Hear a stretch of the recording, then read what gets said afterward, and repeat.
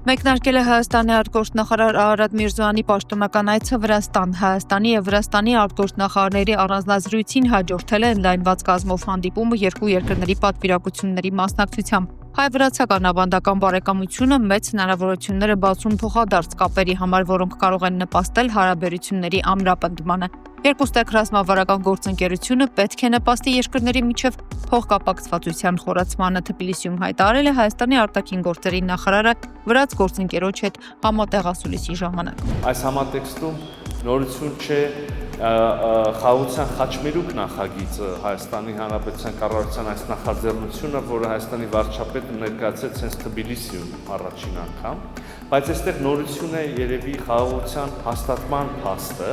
խաղաղություն, որը հաստատվեց Հայաստանի եւ Ադրբեջանի միջև օգոստոսի 8-ին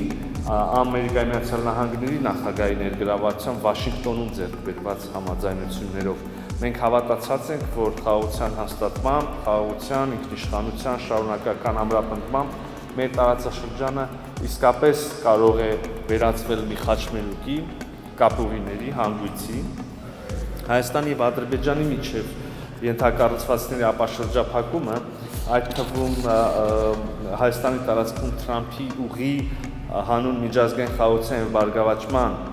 ծրագրի իրականացումը տարածքային ամբողջականության, սահմանների անձեռնխելության, ինքնիշխանության եւ իրավազորության սկզբունքների շրջանակներում կապահովեն փոխադարձ առավելություններ եւ ինչը որ ավելի կարեւոր է, տարածաշրջանի երկրների համար խաղաղության, այլ ոչ թե հակամարտության շահավետությունն ու հետեւաբար կայունությունը։ Այս ապաշրջափակում անխոչնդոտ հաղորդակցություն կստեղծի Հարավային Կովկասի բոլոր երկրների եւ հարևան տարածաշրջանների միջև, այդ թվում Վրաստանին օրինակ կապահովի Պարսից ծոցի հետ երկաթուղային կապով։ Հայաստան-Թուրքիա սահմանին Գյումրի-Կարս երկաթուղու բացումը բնականաբար եւս կարող է էական նշանակություն ունենալ այս առումով, վրացական երկաթուղիների հետ դառնալով Եվրոպա կենտրոնական Ասիա կապուղիների շղթայի կարևոր մաս։ Սա է Հայաստանի տեսլական եւ գործնական քայլերի հիմքը։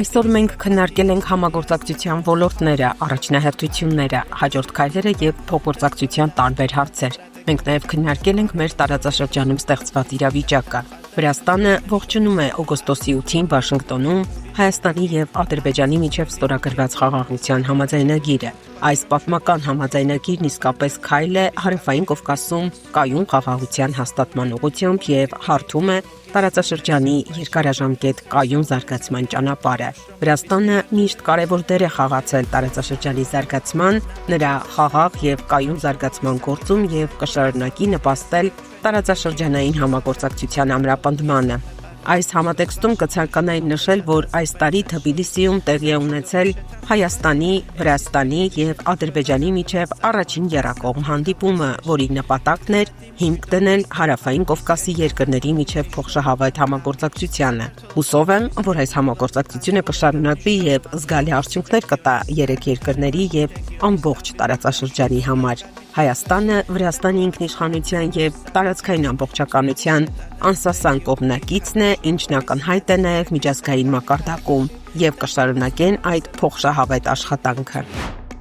Ադրբեջանի դատախազը պահանջել է ՑՄՀ ազատազրկում Արայիկ Հարությունյանին եւ Դավիթ Բաբայանի համար 20 տարվա ազատազրկում էլ պահանջել է Արցախի նախկին նախագահներ Բակո Սահակյանի եւ Արկադի Ղուկասյանի, նաեւ մյուս տարեցկերիների համար, իսկ մնացածներին 16-ից 19 տարվա ազատազրկում։ Մեր հայրենակիցների դեմ ընթացող շինծ ու դատավարությունները այլ ելք չէին էլ կարող ունենալ, գրել է Ադրբեջանը գետ Տաթև Հայրապետյանը։ Ըստ նրա դա զուտ բեմադրություն է, որն ուղղվում է հայերի ու Հայաստանի դեմ։ Այդ մարդկանց ազատ արձակումը չի կարող առանձնացվել հռչակված խաղաղության գործընթացից։ Նրանց վերադարձը եւ այս ամբողջ դատական ֆարսի փակումը անհրաժեշտություն է, եւ դա ես հնարավոր եմ համարում առաջնահերթ հենց ԱՄՆ միջնորդությամբ, իսկ այդ միջնորդությունը փաստացի մսխվում է այսօր, փոխարենը նորից առաջին պլան է գալիս Ալիևի երազանքների ցուցակը, գրել է Ադրբեջանը գետը։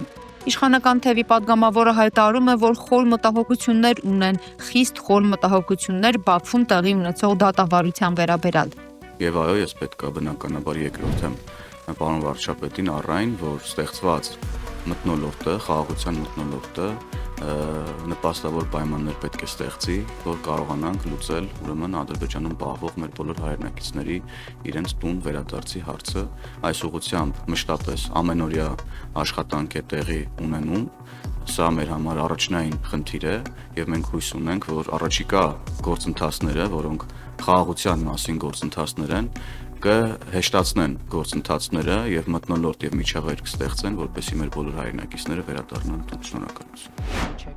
Արցախի թեման Արցախի կարգավիճակի թեման է եւ խոսքը գնում էր Արցախի անկախության եւ բնականաբար երբ ասում ես Արցախի թեման, ի նկատի ունես Արցախի կարգավիճակ։ Իդեպ Նիկոլ Փաշինյանն Արցախ չի էլ ասել, Ղարաբաղ է ասել։ Հայտարարել է Հայաստան խմբակցության պատգամավոր Արթուր Խաչատրյանը, անդրադառնալով այն փաստին, որ երեք ազգային ժողովում վարչապետը հայտարարել է, որ Ղարաբաղի անկախության թեման ֆեյք էր։ Իդեպ Նիկոլ Փաշինյանը Արցախ չել ասել, Ղարաբաղ է ասել։ Ասում դա այդ բարձ ճշգրտումն է, որովհետև խոսքը գնում է դրան։ Իսկ ինչ վերաբերում է բանակցություններին, 8 տարի է համարյա վարչապետ է, ինչի են նոր ուզում հրապարակել բոլոր փաստաթղթերը։ Գիտեք, թուրքերը նույնն են անում։ Իրանք մաքրեցին իրենց արխիվները, ինչ որ բաներ միգուցե ավելացրեցին, ինչ որ բաներ պակասացրեցին, եւ հետո ասեցին դե հիմա արխիվները բացի եկեք նայեք եւ զարմանալի չի, որ որևէ մեկը չգնաց թուրքական արխիվները։ Այդ թղթերը իրանք ունեին շատ ավելի շուտ եւ բոլոր թղթերի բովանդակությունը հայտնի է,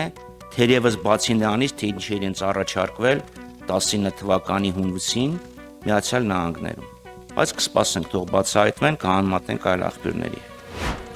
Վարչապետ Նիկոլ Փաշինյանը նախորդին խորհրդանում հայտարարել էր, թե 18 թվականին Հայաստանը գտնվում էր այն երկրի գրպանում, որի ազդեցության գործակալներն են ընդդիմադիրները։ Պատիվ ունեմ խմբակցության ղեկավար Հայկ Մամիջանյանն արձագանքել է սրան հակադարձելով, որ Հայաստանի քաղաքացիների 30-ից ավելի տոկոսը, այսինքն ամեն երրորդ անձը ըստ հարցումների Փաշինյանին համարում է դավաճան։ Ոչ թե դժգոհ հայրաքաղաքականությունից համարում է, որ սա պետք է փոխել։ Ամեն երրորդ քաղաքացին համարում է Նիկոլ Փաշինյանին դավաճան։ Դավաճանից նման բան լսելը զարմանալի չի։ Ինքը իր թե գործունեությամբ է ցույց տվել, թե ինքը ինչպես է այլ երկրների օրակարգը սպասարկում։ Եվ թե օր-օրի ի հայտ եկող փաստերը 2018 թվականի իրադարձությունների վերաբերյալ ակնհայտ են դարձնում, թե ում պատվերն էր կատարում Փաշինյանը, ով է վարժեցրել Փաշինյանին ու մինչ օրս ովքեր են Փաշինյանի կուրատորները։ Այդ մեկ։ Երկրորդ, Նիկոլ Փաշինյանը ոչ միայն պարլամենտում տեղ չունի, Նիկոլ Փաշինյանը իր այս հակապետական եւ դավաճանական գործունեությամբ Հայաստանում պիտի որ տեղ չունենա։ Եվ կարծում եմ վաղ թե ուշ Հայաստանի Հանրապետության քաղաքացիները իրեն դրա մասին կասեն։ Մնացել էր ինքը որոշեր, թե ով պարլամենտում պիտի հայտնվի, իսկ ով ոչ։ Ավելի կոպիտ չեմ ուզում ասել, որովհետեւ չեմ ուզում աղտոտել եթերը։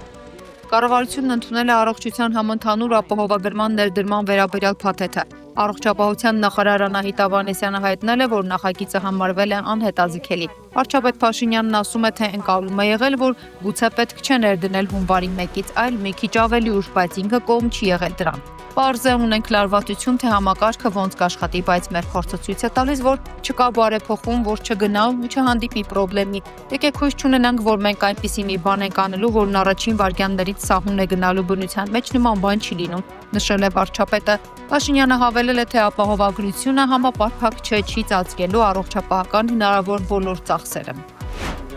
Այսօր մեր երկրներն առաջատար դեր են խաղում Արևելք, Արևմուտք եւ Հյուսիս-Հարավ միջանցքների զարգացման գործում, հայտարարել է Իլհամ Ալիևը Բաքվի բռնապետի խոսքով։ Ադրբեջանը մեծ ներդրումներ է կատարում ժամանակակից երկաթուղային եւ ճանապարհային ենթակառուցվածքների, նաեւ օդային տրանսպորտի եւ ծովային նավահանգստի ենթակառուցվածքների մեջ։ Մենք այս տրանսպորտային եւ հաղորդակցական ուղիները դիտարկում ենք ոչ միայն որպես տնտեսական բարգավաճման աղբյուր, այլև որպես թյուրքական պետությունների քաղաքական, մշակութային, պաշտպանական եւ անվտանգության ոլորտներում ավելի սերտ ինտեգրման կարևոր հիմք, ընդգծել է Ալիևը։